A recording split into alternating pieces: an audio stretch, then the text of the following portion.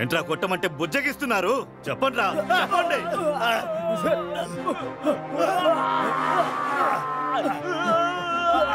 మనుషుల మాంసం అమ్ముతున్నారా?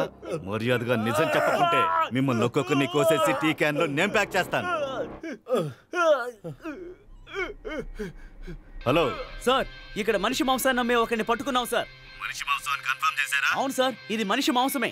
ఇతను ఎవరికి డెలివరీ చేస్తున్నారో వాళ్ళ అడ్రస్ ఉంది సార్. నువ్వెక్కడి నుంచి మాట్లాడుతున్నావు? సార్, మౌంట్ రోడ్ వీధి సార్. చుట్టూ మీడియా ఉండడం చూడలేదా నువ్వు? వాడిని స్టేషన్కి తీసుకురా. అలాగే సార్. రేయ్, నువ్వు చెప్పినట్టే నిజంగానే మనిషి మాంసం అంటున్నారా? అయితే ఈ కేసు కూడా మన మీద వేసేస్తారా?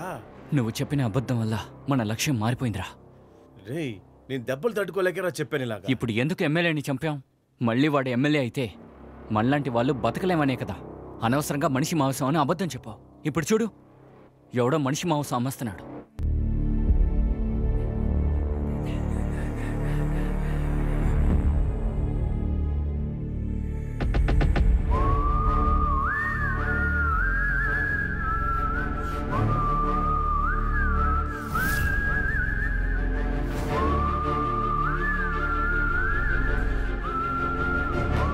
మన మనుషుల్లో ఒకరిని పోలీసులు పట్టుకున్నారు.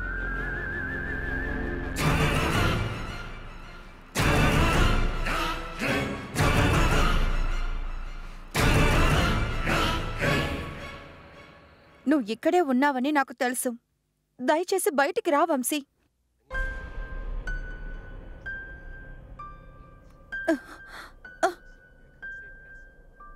ఎవరు నువ్వు?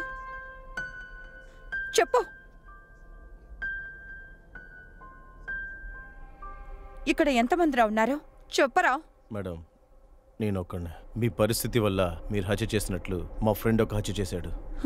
వాడిని హత్య నుండి కాపాడడానికి ప్రయత్నించి పోలీసులు తొరిమి ఈ అపార్ట్మెంట్లోకి నేను వచ్చేసాను. లేదు, నువ్వు అబద్ధం చెప్తున్నావు. నేనెందుకు అబద్ధాలు చెప్పాలి? నేను ఒక సినిమా మేకప్ మ్యాన్. లాక్డౌన్లో పని లేక కష్టపడ్డాను. నా పని మీద ఒట్టేసి చెప్తున్నాను, పోలీసులు త్రోణం వల్లే నేను ఇక్కడికి వచ్చాను. నేను దొంగని కాదు, కాలింగ్ బెల్ కొట్టినప్పుడు నేనే వంశీని ఆ రూమ్ నుండి కిచెన్కి తీసుకెళ్లాను. ఇక్కడి నుంచి తప్పించుకెళ్ళేటప్పుడు పోలీసులు వచ్చారు కాబట్టి నేను చేసింది తెలియకుండా మళ్ళీ తలుపు తెరిచి కిచెన్లో వెళ్ళి దాక్కున్నాను. ఒట్టేసి చెప్తున్నా, ఇదే జరిగింది. నేను నమ్మన్రా. ఫోన్ అటెండ్ చేయి. అటెండ్ చేయరా ఫోన్ని. తీరా. స్పీకర్లో వెయ్యి. నీ వల్ల ప్రశాంతత లేకుండా ఇంకా నిద్రపోకుండా ఉన్నాను. అది నా తలరాత. ఇప్పుడు టైం ఎంత అయింది? ఇప్పటి వరకు నువ్వు ఇంటికే రాలేదు. చంపకుండా వదలనే. నీతో బతికే కంట సావడమే మంచిది.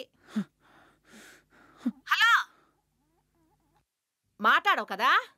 రేపు వస్తావు కదా? కొన్ని సమయాల్లో తిరునని కాపాడుతుంది.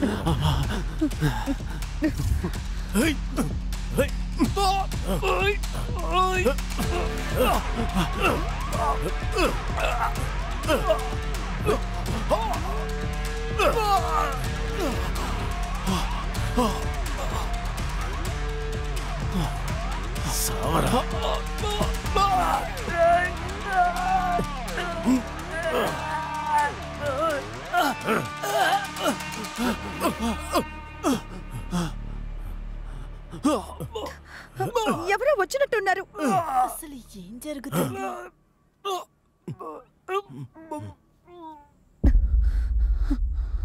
అసలు ఏంటి నీ ప్రాబ్లం? ఏంటి అమ్మా తిడుతున్నావు? నువ్వు ఫోన్ ఎత్తలేదని నాకు కాల్ చేశారు. అందుకేనమ్మా నిన్ను పిలిచాను. కోప్పడకురా బంగారం. వెళ్ళే ఇంట్లో చాలా మంచి పిల్లలా ఉండాలి. మేమందరం అలాగే ఉన్నాం.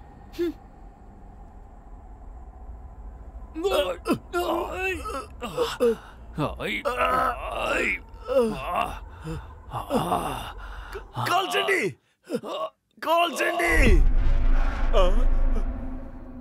తుపాకీ శబ్దం. ఒకవేళ తీవ్రవాది పలవేశాన్ని చంపేశాడేమో. పలవేశం ఏంటి? మళ్ళీ మళ్ళీ తుపాకీ శబ్దం వినపడుతుంది. నేను అప్పుడే చెప్పాను కదా, ఆ అమ్మాయికి వెబ్ సిరీస్ అంటే పిచ్చి. పిచ్చోళ్ళందరూ పక్కనే ఉన్నారు. ఏయ్, టైం 12 అయిందే. హ్యాపీ బర్త్డే మైనా డార్లింగ్. రా, మావని కోసం కేక్ తీసుకొచ్చాడు. Thank you money darling.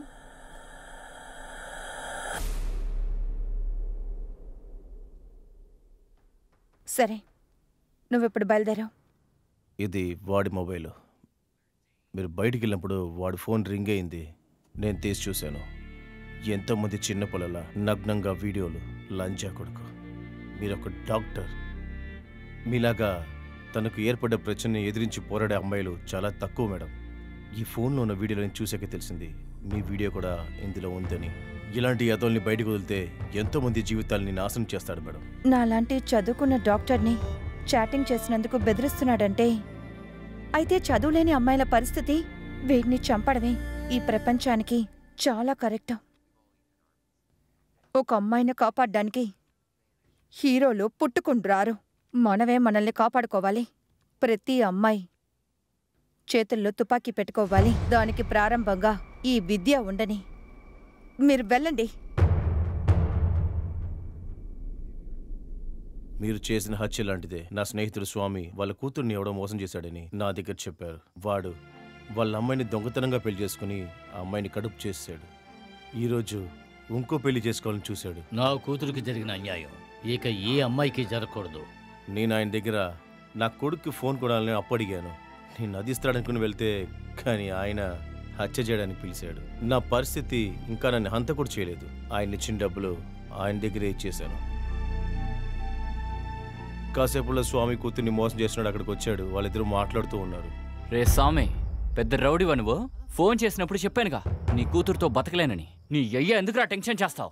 రిసెప్షన్ నిన్ను పిలిపించి నన్ను భయపెట్టాలని చూస్తావా? నువ్వు నా ఎంట్రు కూడా పీకలేవు. నా పేరు స్వామిరా. ఏది అడిగేవాణ్ణి కాదు, ఇచ్చేవాణ్ణి. నీ పొగరికి చావునిచ్చేవాణ్ణిరా. రేయ్ నడు. చాలాసేపు కూడా వాళ్ళిద్దరు రాలేదని వైన్ షాప్లోకి వెళ్ళి చూస్తే అన్నా ఏంటన్నా ఇది? హత్య చేసే ధైర్యం నాకు లేదు. నా కూతురు గురించి తప్పుగా మాట్లాడాడు. నేను కూడా వాడి దగ్గర ఎంతగానో బతిమాలాను. నా కూతురు ఎంత నీచంగా మాట్లాడాడో తెలుసా? తట్టుకోలేకపోయాను, వేసేశాను. ఆ టైంలో నేను తప్పించుకోవాలనుకున్నాను కానీ వాడికి సహాయం చేయాలనుకోలేదు. అందరూ జైలుకి వెళ్ళిపోతే మన్నెవరు కాపాడేది? నేను బయట ఉంటే ఖచ్చితంగా బెయిల్ తీసుకొస్తా. సరే పరసు, బయట ఉన్నప్పుడు నా కుటుంబాన్ని సరిగ్గా చూసుకోలేకపోయాను. నేను జైలుకి వెళ్తే ఇంకెవరు చూసుకుంటారు? కానీ వీడిని వదిలేస్తే నా కుటుంబం లాగానే ఎన్నో కుటుంబం నాశనం చేస్తాడు. పర్వాలేదు, నేను జైలుకి వెళ్ళిపోతాను. నువ్వే బయలులో తీసుకొస్తావు, నువ్వు చూసుకుంటావు. నువ్వు వెళ్ళిరా. నా మంచి టైం. వెళ్ళిరా. నా ఐడియాను ఒప్పుకొని వాళ్ళు నన్ను వెళ్ళమన్నారు. నువ్వెందుకు ఇక్కడ? నువ్వు వెళ్ళు. పర్సో, నువ్వు కావాలంటే బయలుదేరు. నేను స్వామి నన్ను ఒంటరిగా వదిలేసి రాలేను. నేను ఇక్కడే ఉంటాను. వైన్ షాప్ భార్య బయచక నిలబడ్డాడు. అంతే ఇరుక్కున్నాం అనుకున్నా. ఏందే ముగ్గురు కలిసి చంపేసి ఒక్కడిని ఇరికించిపోదాం అనుకుంటున్నారా? సీసీటీవీలో మీరు వచ్చింది మాట్లాడింది అంతా రికార్డ్ అయ్యింది. ఎవరిని బెదిరిస్తున్నావు? మేము ఆల్రెడీ ఒక హత్య చేసాం. సుత్తి లేకుండా చెప్తాను. సీసీటీవీ పోలీసుల దగ్గరికి వెళ్ళదు. ఇక్కడ నుంచి బాడీ తీసేంత వరకు పోలీసులు మీ జోలు రారు. ఎందుకంటే ఇది నా చోటు.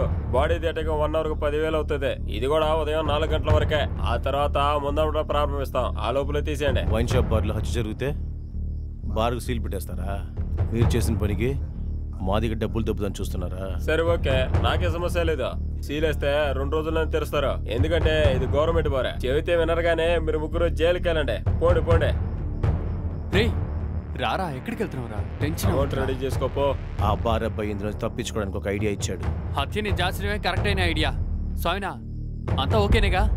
ఎలాగైనా దాచేద్దాం సోయినా. మనకి అదేనా సేఫ్? ఏంటి పర్సు, ఓకేనేగా? దాచేద్దాం రా.